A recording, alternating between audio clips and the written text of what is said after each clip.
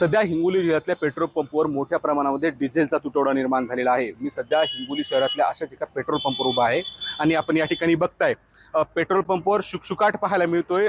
Diesel सकाळपासून या ठिकाणचं संपलेलं आहे, त्यामुळं या ठिकाणी डिझेल खरेदी करायला आलेले जे वाहनधारक आहेत, त्याचबरोबर जे शेतकरी या ठिकाणी डिझेल खरेदी करायला येत असतात त्यांना याचा मोठ्या प्रमाणामध्ये फटका बसलेला आहे। ही परिस्थिती या पेट्रोल पंपची आहे का, तर असं काहीच नाही। जिल्ह्यातल्या 20हून अधिक पेट्रोल पंपवरचं डिझेल पूर्णतः संपलेलं आहे। कारण सध्या शेतीच्या मशागतीची कामं मोठ्या प्रमाणामध्ये सुरू आहेत आणि ट्रॅक्टरसाठी लागणारे इंधन म्हणजेच डिझेल खरेदीसाठी मोठ्या प्रमाणामध्ये शेतकरी येऊ लागले, तर मोठ्या प्रमाणात डिझेलची खरेदी होऊ लागली, त्यामुळे डिझेलचा तुटवडा मोठ्या प्रमाणात निर्माण झालेला आहे। परिणामी शेतीची कामं सुद्धा मोठ्या प्रमाणामध्ये खोळंबलेली आहेत।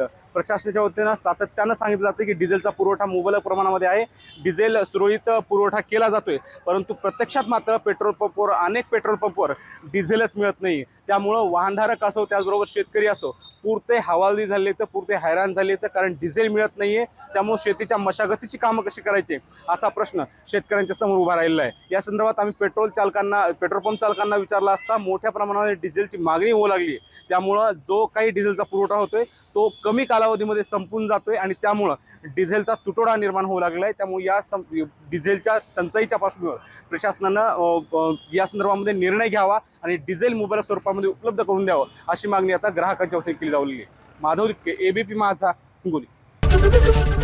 एबीपी माझा, उघडा डोळे बघा नीट।